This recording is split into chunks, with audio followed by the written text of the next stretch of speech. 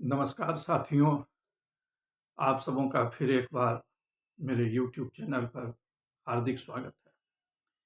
आज का दिन साथियों ऐतिहासिक दिन है। आज पूरा का पूरा 1 वर्ष पूर्ण हो गया, जबकि श्री राम लला की प्राण प्रतिष्ठा उनके जन्म स्थल पर हो गई अयोध्या में।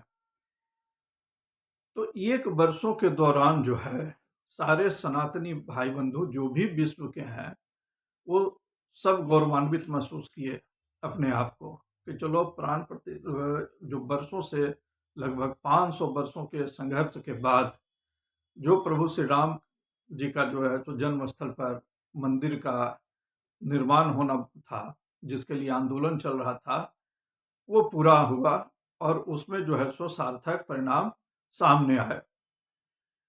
अब 1 वर्ष पूरा होने के बाद जो है क्या फिर सनातनियों को जो है सो जाना चाहिए या उस आंदोलन के निहितार्थ क्या निकले, इस पर विचार करना चाहिए।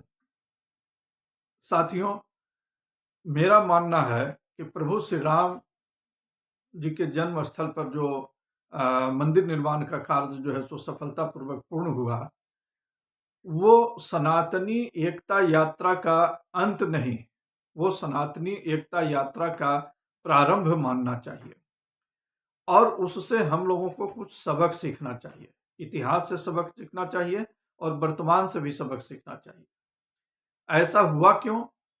ये ऐसा सिर्फ एक कारण से हुआ कि इतिहास में जो है, अतीत में जो है, हम बटे हुए थे। हिंदू समाज जो है सो एकजुट नहीं था, बटा हुआ समाज था। नतीजा क्या हुआ? नतीजा ये हुआ कि जो है आक्रांताओं ने हमारी आत्मा, जो हमारा धर्म है, उस पर प्रहार करना शुरू कर दिया और नतीजा क्या हुआ कि एक से एक जो है धर्म स्थलों को तोड़ा गया और धर्म स्थल को तोड़ा गया, छिन बिछिन किया गया, हमें कमजोर साबित करने की कोशिश की गई और इतने दिनों तक जो है चूंकि हम अपने आप को कमजोर मानते रह गए कि इतिहास आपका साक्षी है। अब क्या करना है और इसका उपाय क्या है, जिससे कि हमेशा जो है तो कि सनातनी भाई बंधु जो है पूरे विश्व के, इस पृथ्वी के, अपने आप को गौरवान्वित महसूस करने लगे। चूंकि हम तो दिव्य थे, हमारी तो जो उपलब्धियां थी वो पूरा विश्व उसके सामने जो है तो नतमस्तक था। लेकिन एक परिस्थिति में जो है सो आक्रांताओं ने बहुत सोचे समझे तरीकों से हमारे धर्म स्थल को बर्बाद कर करके जो है हमें कमजोर साबित कर करके, हमें बटा हुआ जो है तो कि महसूस करा करके जो है हमें इस स्थिति में ला करके खड़ा कर दिया जिस पर हम अपने आप पर गर्व भी नहीं महसूस कर सकते थे। समय बदल गया है, हिंदू पुनरुत्थान का समय जो है तो ये है। अब हमें करना क्या है कि हम फिर से उस स्थिति में न पहुंचे। हमें करना यह है कि कम से कम जो है हमारे जो भी बच्चे जो हैं उनको अपने पूर्वजों की जानकारी जरूर देनी चाहिए। अतीत से कट चुके हैं। हमारा जो नया जनरेशन जो है, अगर नए जनरेशन को जो तो कि आप कहिए कि भाई आपके पिताजी, आपके बाबा, आपके परबाबा, उसके बाद जाते जाते जो तो कि मामला खत्म है, उनको जानकारी ही नहीं है। तो जब उनको अपने परिवार के पूर्वजों की जानकारी नहीं है तो वो हमारे समाज, हमारे राष्ट्र के जो पुरोधा हैं, हमारे राष्ट्र के जो गौरवान्वित करने वाले चेहरे हैं, हमारे राष्ट्र को जो गौरवशाली अतीत देने वाले जो है तो कि व्यक्तित्व हैं, उनकी जानकारी उनको कहाँ से होगी? वो जानते ही नहीं हैं। इसलिए सबसे पहला काम यह करना चाहिए कि व्यक्तिगत तौर पर जो है सो उनको अपने पूर्वजों की जानकारी जरूर दें, नंबर 1। नंबर 2, अगर ऐसा जो है तो आप करते हैं तब उस परिधि से आगे निकल कर करके जो है वो उस व्यक्तित्व के बारे में जानकारी रखने की लालसा रखेगा। चलो ये तो मेरे परिवार का अतीत है, अब समाज का अतीत क्या था, इस समाज में कौन कौन से उस तरीके से प्रख्यात व्यक्ति हुए थे, उनकी जानकारी रखें और उसकी जानकारी कराने का जो है वो जिम्मा किसका है? वो जिम्मा जो है वो हम ही लोगों को है। अगर ऐसा हम करते हैं तो आज जो दुर्भाग्यशाली स्थिति आ गई है, अब आप कल्पना कीजिए, एक छोटा सा उदाहरण मैं दे रहा हूँ, देशवीर सावरकर जी का। अगर हम हर परिवार के मुखिया अपने बच्चों को शुरू से ये जानकारी देने का प्रयास करते हैं कि देशवीर सावरकर जी जो हैं, उनको वो ऐसे व्यक्तित्व थे जिनको कि एक ही जीवन में अंग्रेजों ने 2-2 बार काला पानी की सजा दी, तो ये गौरव का विषय होता और हर बच्चा जो है सो उस पर नाच करता। लेकिन ये यहाँ कमी रह गई, हम लोगों ने जो है सो सावरकर जी के बारे में बताया नहीं अपने बच्चों को, तो अनभिज्ञ है। और इस छिद्र का जो है तो फायदा उठा कर करके लोगों ने क्या किया, लोगों ने एक गलत छवि बनाने का प्रयास करना शुरू कर दिया देशवीर सावरकर जी के बारे में। और हमारा जो बच्चा है वो जानकारी के अभाव में जो है कुछ कुछ दिग्भ्रमित होता चला गया। आज सही मायने में जो उसको जानकारी नहीं, एक तो काला पानी की सजा कितनी कठिन होती थी, इसकी अनुभूति जो है विचारों के माध्यम से, शब्दों के माध्यम से जो हम अपने नया जनरेशन को करावेंगे और उस पर फिर बतावेंगे कि ऐसी सजा 2-2 बार एक ही जीवन में अगर किसी व्यक्ति को मिली है तो वो देशवीर सावरकर है, तो वो गर्व करेगा कि नहीं करेगा? वो जरूर गर्व करेगा। तो यह हमारे जो वर्तमान पीढ़ी के जो परिवार के मुखिया हैं, ये उनकी जिम्मेवारी बनती है। अब जब इसको जाएंगे तब वो छत्रपति शिवाजी के बारे में जानेगा, तब वो जो है सो बिरसा मुंडा के बारे में जानेगा, तब वो जो है सो अन्य जो भी जो है हमारे देश के गौरवशाली जो है सो कि परंपरा के जो नायक हैं उनके बारे में जानेगा। और वो फिर जो है सो एक सूत्र में बंधने का काम करेगा। फिर हम न जाति में टूटेंगे न बटेंगे, हम सिर्फ और सिर्फ हिंदू रहेंगे और हिंदुत्व के आधार पर फिर जो है तो इस तरीके की बात। दूसरा काम, जो शिक्षा प्रणाली आज की हो गई है, हर परिवार गौरवान्वित होता है कि उसको एक कॉन्वेंट स्कूल में पढ़ाना है। अब कॉन्वेंट स्कूल में पढ़ाना है, विदेशियों की एक बहुत बड़ी चाल रही। विदेशियों ने क्या किया कि भारत के शिक्षा को ही इस तरीके से प्रभावित कर दो कि हमारा बच्चा जो है हमारी संस्कृति, हमारे सनातन संस्कृति के बारे में जान ही नहीं पाए। वो जानता है, वो कॉन्वेंट में जाता है, वो प्रार्थना करता है जिसमें कि यीशु का जो है तो ये हो, उसमें कहाँ है हनुमान जी, कहाँ है माता सरस्वती, कहाँ है माता लक्ष्मी, कहाँ है भगवान विष्णु, कहाँ है ब्रह्मा जी, कहाँ है महेश, कहाँ है शिव, सदाशिव, कुछ नहीं है। वो तो यीशु के रूप में ऐसे ऐसे करेगा और उसका जो है तो अब वही बच्चा जब ग्रो करेगा, वही बच्चा जब 9th 10th में जब जाता है, तब उसको जो है हनुमान चालीसा दकियानुसी नजर आता है। उसको जो है सो पाठ और कर्म कांड और भक्ति भाव में जो है सो क्यों कहता है, ना ये सब क्या है, ये तो जो है सो क्योंकि उसका संस्कार ही वहीं से जो है सो की हो गया।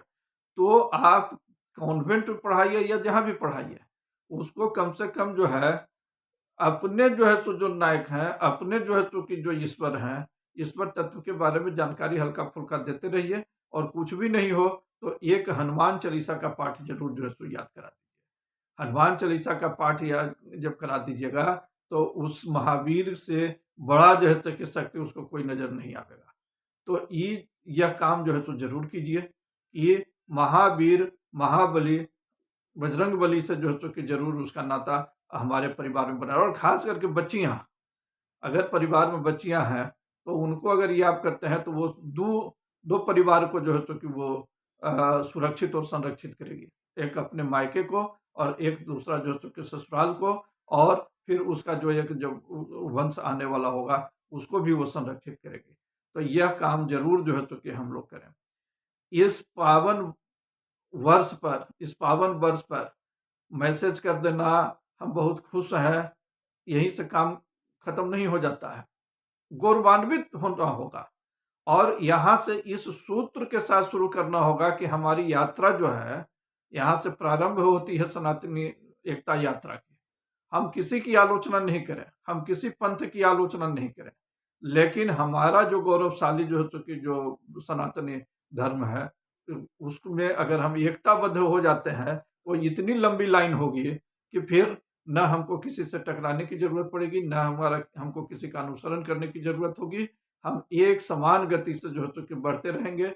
और वही बात होगी, महावीर माने विक्रमशाली जो है तो कि जो योद्धा चलता है तो वो पीछे आए बाएं देखता है, सारे लोग उसके सामने नतमस्तक हो जाते हैं। तो वही सनातनी एकता का जो है सो प्रतिबिंब होता है।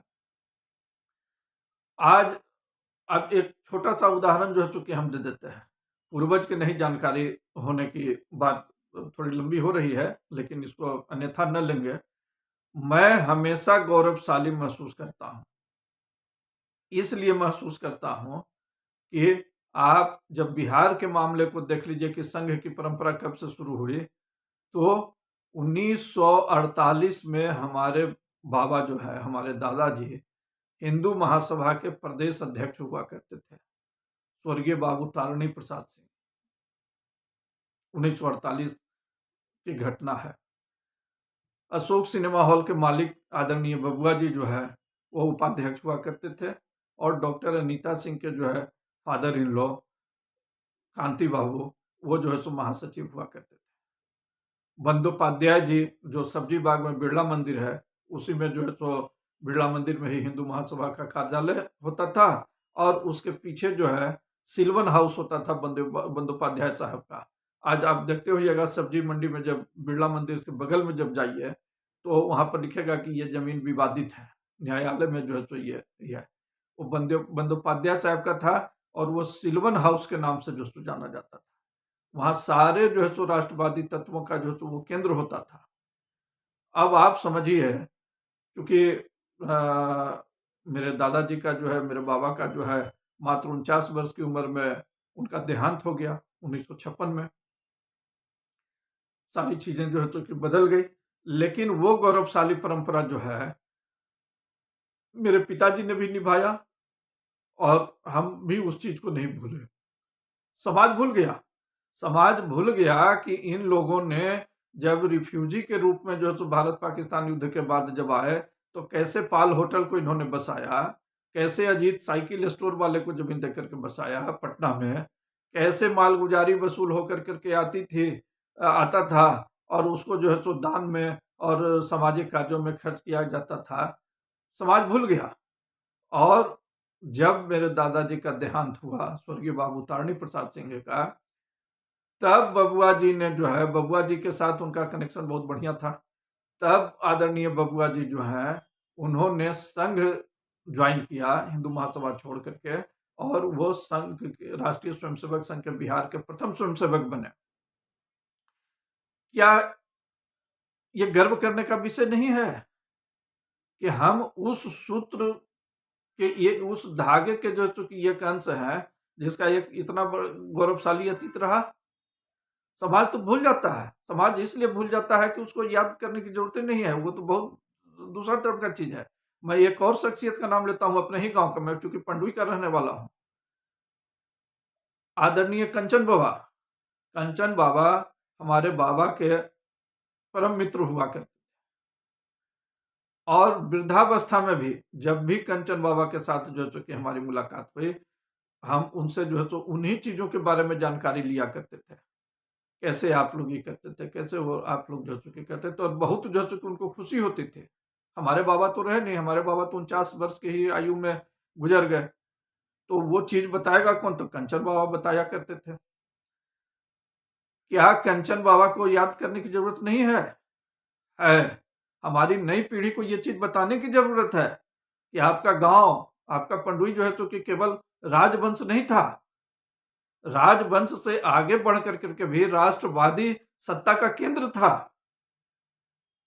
उस समय भी अंग्रेजी में अगर जो है सो बेस्ट प्रेस कॉन्फ्रेंस करने वाले जाने जाते थे, तो उसमें जो है सो स्वर्गीय बाबू तारणी प्रसाद सिंह का नाम आता था।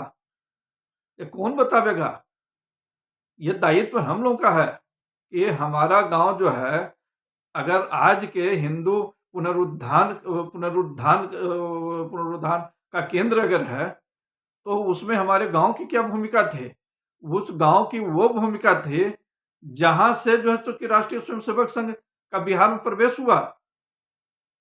हमारे गांव में जो है डॉक्टर मुंजे और देशवीर सावरकर जी जो है गए हुए हैं, हम उस गौरवशाली अतीत को अपनी थाती मानते हैं।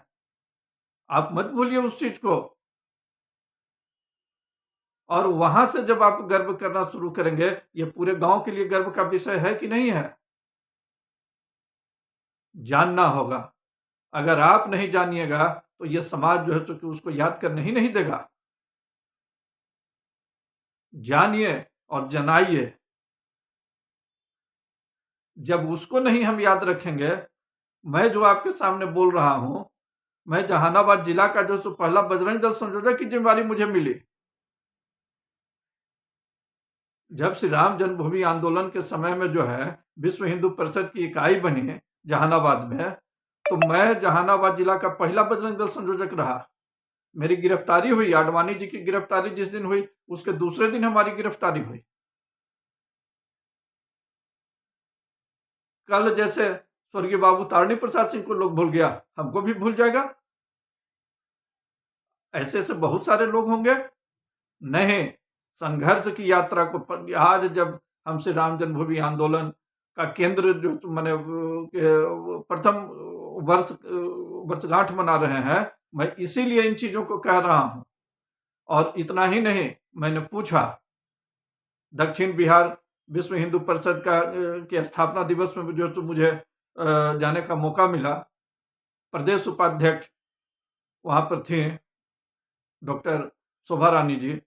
मैंने पूछा, क्या आप अपने पूर्ववर्ती पदाधिकारियों को जानती हैं? सारा लोग आश्चर्यचकित हो गए, ये कौन सा प्रश्न जो कि इन्होंने पूछा। मैंने कहा कि मैं ये प्रश्न इसलिए पूछ रहा हूं कि आप अपने पूर्ववर्ती पदाधिकारियों को अगर जानती हैं तो बहुत बढ़िया, और अगर नहीं आप जानती हैं तो जो अपने परिवार के पूर्व मुखिया को नहीं जानता है, वो जो है समाज को संगठित करने की बात कैसे कर सकता है? वो बात कर ही नहीं सकता है।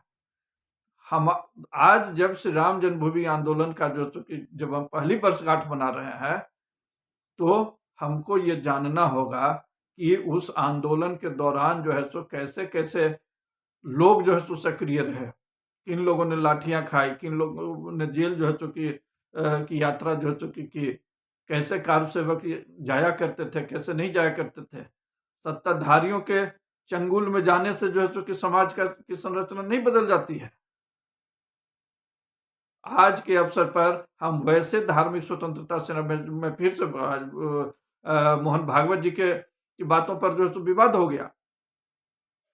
मोहन भागवत जी ने क्या कहा? आदरणीय मोहन भागवत जी ने यही न कहा कि सच्ची आजादी जो है उसी दिन मिली। मैं भी ये कहता हूं, हमारी भी ये सोच है कि राजनीतिक तौर पर हम आजाद भरे 1947 में हो गए, लेकिन 2022 में ही जो है 2024 22 से कार्यक्रम शुरू हो गया, 2024 में 22 जनवरी 2024 को ही जो है सही मायने में हमारा देश सांस्कृतिक और सामाजिक तौर पर जो है तो कि स्वतंत्र हुआ।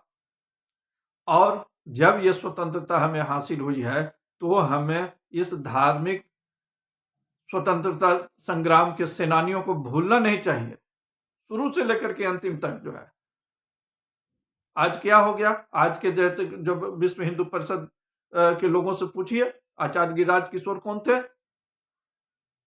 अशोक सिंघल जी के बारे में विशेष तौर पर बात करो, नहीं बात हो पाती है।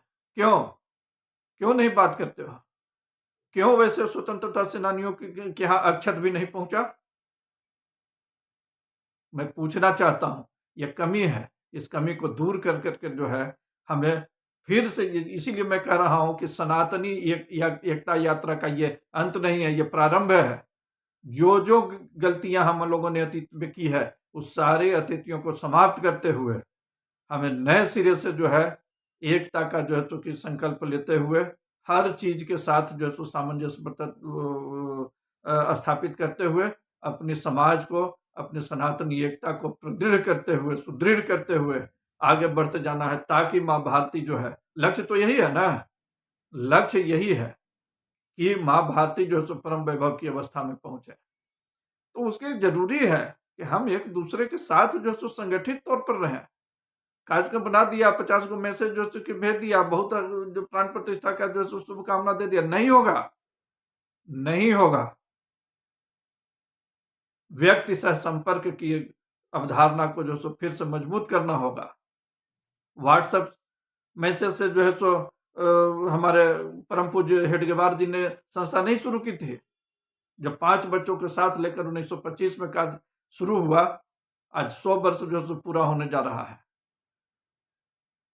हम सबों को फिर से जो है सो कि सक्रियता बढ़ाते हुए जो है व्यक्ति सह संपर्क के द्वारा जो है एक दूसरे के साथ जुड़ते हुए आत्मीयता के साथ जो है सो अब अपने परिवार का विस्तार करते हुए, एक छोटे से परिवार के द्वारा नहीं, हमारा परिवार वसुधैव कुटुंबकम की अवधारणा है। ये करते हुए जब हम आगे बढ़ेंगे, निश्चित तौर पर हम जो है सो कि एक रहेंगे और विश्व में अब सनातनी झंडा पताका हमेशा फहराते रहेगी। धन्यवाद।